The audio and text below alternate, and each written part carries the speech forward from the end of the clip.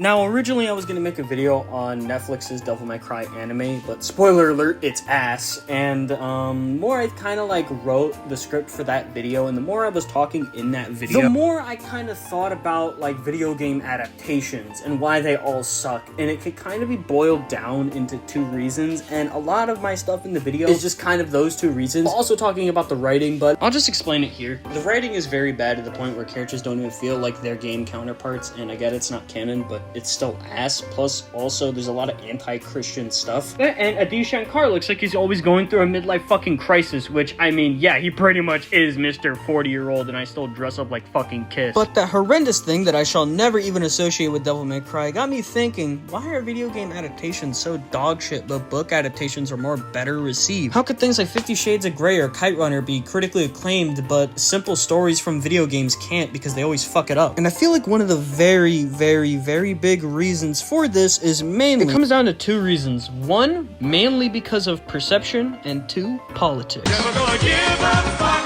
never gonna give a damn, never gonna understand, so fuck you.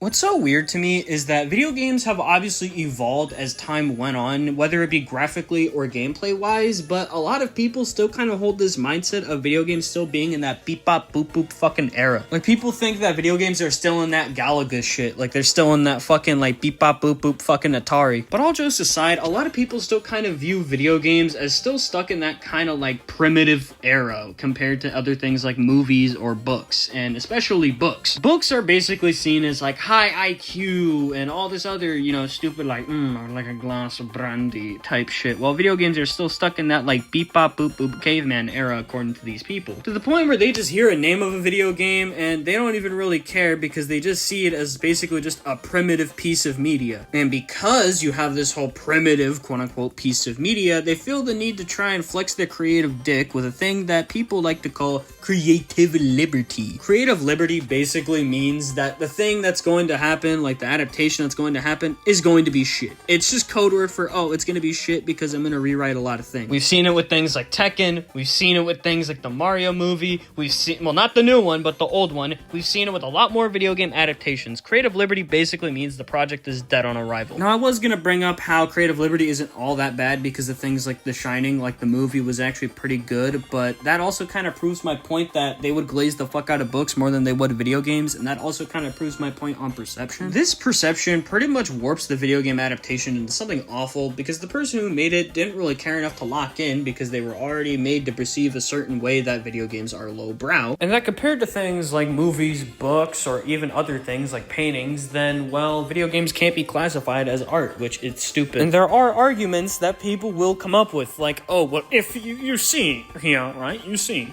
if you remove all of everything that makes a game, you would just have a game. You wouldn't have anything art-wise. That's why, because of the code. Which, I mean, if video games aren't art because, oh, they require code, then I guess shit like computer science or computer engineering isn't a real job because there's no physical labor. They more or less just view video games as something that's to sell. They're not really there to make art. They're not really there to do anything. The video game is just there to sell in their eyes. It kind of reminds me of how people in the 80s and 90s would just make cartoons to sell toys, except in this case, it's not toys. It's pretty much just, oh, well, we need money, so fuck it. Let's grab like a cheap, notable like IP that some people might casually know and fuck it up because, hey, we're gonna make money off it regardless. Only it sucks. And this is only the first thing out of the two problems that's kind of holding video game adaptations back. And, it's everyone's fucking favorite devil. Everyone's favorite devil right here, politics. What the fuck? No! People ever since 2016 and especially in 2020 have pretty much just been like uber politically radicalized in a sense, especially in the entertainment field where you see a lot of politics being played and a lot of politics being shoved into things, whether it's left or right leaning. And ever since Gamergate, which I can't even tell you what the fuck Gamergate actually was because it's just so incomprehensibly biased to the point where I don't even know what the fuck it is. Even the Wikipedia article that talks about it is biased, so I can't even get like a neutral side on what the fuck fuck it actually was, explaining it in a non-politicized and like biased manner. But a lot of people on the political spectrum, mainly left-leaning, view gaming or gamers as this like whole alt-right like fucking fascist group, even though most gamers don't really like politics in their games, whether it's left or right-leaning. So what they do is that they get into these fucking writers' rooms and basically just decide to fuck up everything that gamers like in an attempt to make the gamers mad and to make all the quote-unquote chuds of the world learn their privileges or some shit like that. When in actuality, people just want to enjoy something and not have to deal with any politics or perceived politics for that matter. I mean, hell, look at Adi Shankar. I mean, for fuck's sakes, look at that whole Devil May Cry adaptation. And one of the writers for Silent Hill 2's remake basically told gamers to go ahead and just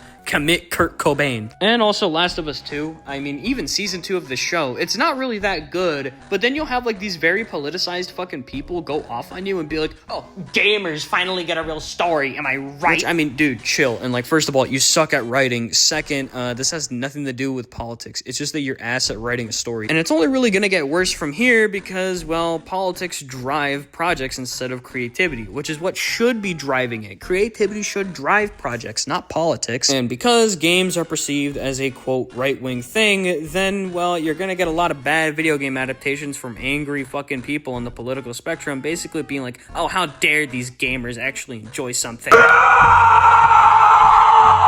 Overall, the reason why video games aren't deemed as a form of art is mainly just because the whole artists hate technology mentality. Artists pretty much hate technology, so because video games are primarily technology based, they just decide to kind of make them fuck off as opposed to things like books or paintings or drawings or anything like that. So in turn, video games aren't really perceived as an art form and are thus looked down upon as things that are just pretty much there to drive sales for a company. Kind of like cartoons like Transformers or He-Man. And because of things like Gamergate, video games have this perception of being an alt-right hobby or just an alt-right interest. So instead of actually coming up with something creative, and because, well, politics drive the industry now, I feel the need to politicize everything down to the littlest drop. Even things like Devil May Cry are politicized because, hey, well, fuck you, chuds. And if I'm being honest, I don't really see video game adaptations ever really getting any better because, one, the perception of video games is, well, oh, well, this is just a fucking stupid thing that drives sales. It's not art as opposed to things like Kite Runner. And Kite Runner basically runs off of shock value. So somehow that shock value slop is considered art, but, you know, video games aren't. That and politics has infected entertainment to the point where you can't even enjoy simple shit because there's always going to be some right-wing or left-wing guy basically telling you to do this and do that and to basically try and radicalize you. You can't even enjoy the simplest things because political people will try and make it about politics when it shouldn't even be like that. There shouldn't be any politics in a thing like Devil May Cry. There shouldn't be any politics in a lot of video game adaptations. Because video games are a form of art, yes, I will say they are a form of art, that is meant to inspire fun. It is meant to literally be a fun thing. It's meant to be a fun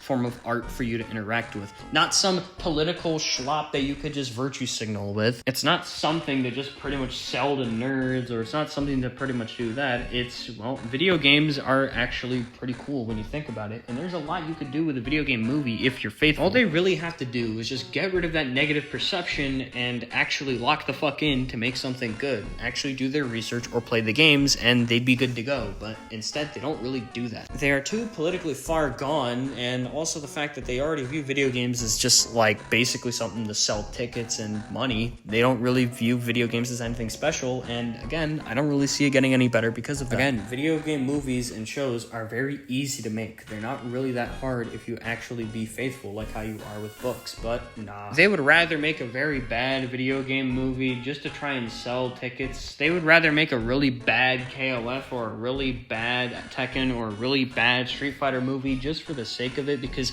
oh, look at this video game, it's bad because it's a video game. That, or they feel the need to try and make gamers, quote, politically humbled, which to me is stupid because both sides want basically the same thing at the end of the day. They just want you on their side and to be radicalized. Ironically enough, these are probably the same politically brained people that really like Last of Us 2, and Last of Us 2 fucking sucked. And I'm gonna just say this before I end the video. Look, from the bottom of my heart, I am an advocate for making video game adaptations faithful so you could adapt the good story and make a lot of good money from it, except Last of Us 2. Last of Us 2 is only really going to fucking ever be faithfully adapted into the show because, one, they already kind of had that mindset from, like, just politics alone, and two, because hate watching. Like, Last of Us is going to become a show that people are going to hate watch just because they're adapting part 2. Like, I think a majority of video game adaptations should be faithful, except Last of Us Season 2. That, in and of itself, Last of Us Part 2 is just ass. Sorry, but game ass. Last of Us 2, ass. That's all I gotta say.